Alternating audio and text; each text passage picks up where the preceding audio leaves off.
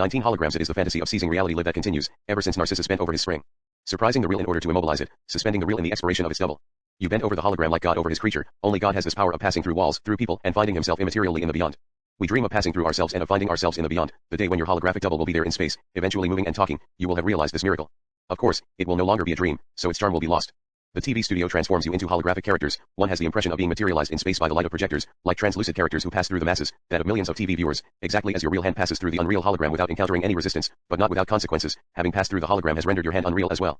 The hallucination is total and truly fascinating once the hologram is projected in front of the plaque, so that nothing separates you from it, or else the effect remains photo or cinematographic.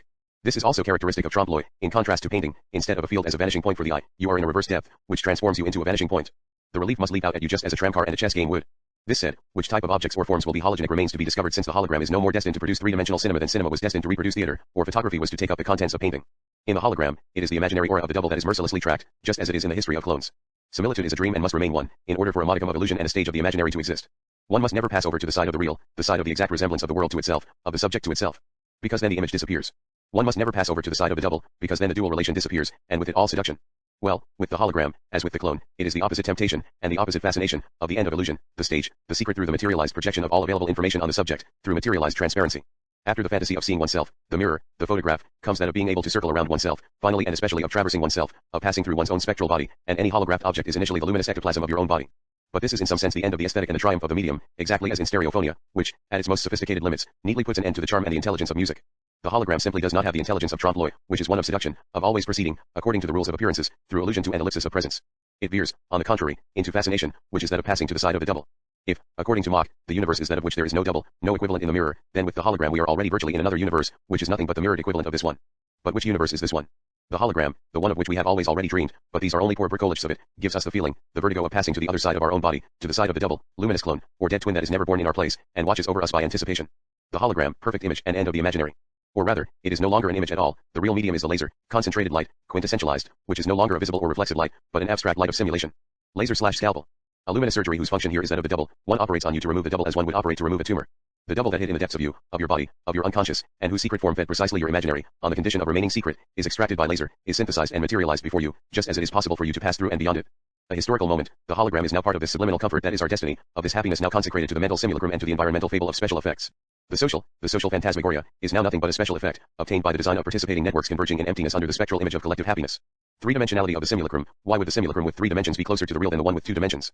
It claims to be, but paradoxically, it has the opposite effect, to render us sensitive to the 4th dimension as a hidden truth, a secret dimension of everything, which suddenly takes on all the force of evidence. The closer one gets to the perfection of the simulacrum, and this is true of objects, but also of figures of art or of models of social or psychological relations, the more evident it becomes, or rather to the evil spirit of incredulity that inhabits us, more evil still than the evil spirit of simulation, how everything escapes representation, escapes its own double and its resemblance. In short, there is no real, the 3rd dimension is only the imaginary of a 2-dimensional world, the 4th that of a 3-dimensional universe. Escalation in the production of a real that is more and more real through the addition of successive dimensions. But, on the other hand, exaltation of the opposite movement, only what plays with one less dimension is true, is truly seductive. In any case, there is no escape from this race to the real and to realistic hallucination, since, when an object is exactly like another, it is not exactly like it, it is a bit more exact. There is never similitude, any more than there is exactitude. What is exact is already too exact, what is exact is only what approaches the truth without trying. It is somewhat of the same paradoxical order as the formula that says that as soon as 2 billiard balls roll toward each other, the first touches the other before the second, or, rather, one touches the other before being touched. Which indicates that there is not even the possibility of simultaneity in the order of time, and in the same way no similitude possible in the order of figures. Nothing resembles itself, and holographic reproduction, like all fantasies of the exact synthesis or resurrection of the real, this also goes for scientific experimentation, is already no longer real, is already hyperreal. It thus never has reproductive, truth, value, but always already simulation value. Not an exact, but a transgressive truth, that is to say already on the other side of the truth. What happens on the other side of the truth, not in what would be false, but in what is more true than the true, more real than the real. Bizarre effects certainly, and sacrileges, much more destructive of the order of truth than its pure negation. Singular and murderous power of the potentialization of the truth, of the potentialization of the real. This is perhaps why twins were deified, and sacrificed. In a more savage culture, hypersimilitude was equivalent to the murder of the original, and thus to a pure non-meaning. Any classification or signification, any modality of meaning can thus be destroyed simply by logically being elevated to the nth power, pushed to its limit. It is as if all truth swallowed its own criteria of truth as one swallows one's birth certificate and lost all its meaning. Thus the weight of the world, or the universe, can eventually be calculated in exact terms, but initially it appears absurd, because it no longer has a reference, or a mirror in which it can come to be reflected. This totalization, which is practically equivalent to that of all the dimensions of the real in its hyperreal double, or to that of all the information on an individual in his genetic double, clone, renders it immediately patophysical. The universe itself, taken globally, is what cannot be represented, what does not have a possible complement in the mirror, what has no equivalence in meaning. It is as absurd to give it a meaning, a weight of meaning, as to give it weight at all. Meaning, truth, the real cannot appear except locally, in a restricted horizon. They are partial objects, partial effects of the mirror and of equivalence. All doubling, all generalization, all passage to the limit, all holographic extension, the fancy of exhaustively taking account of this universe, makes them surface in their mockery. Viewed at this angle, even the exact sciences come dangerously close to patophysics.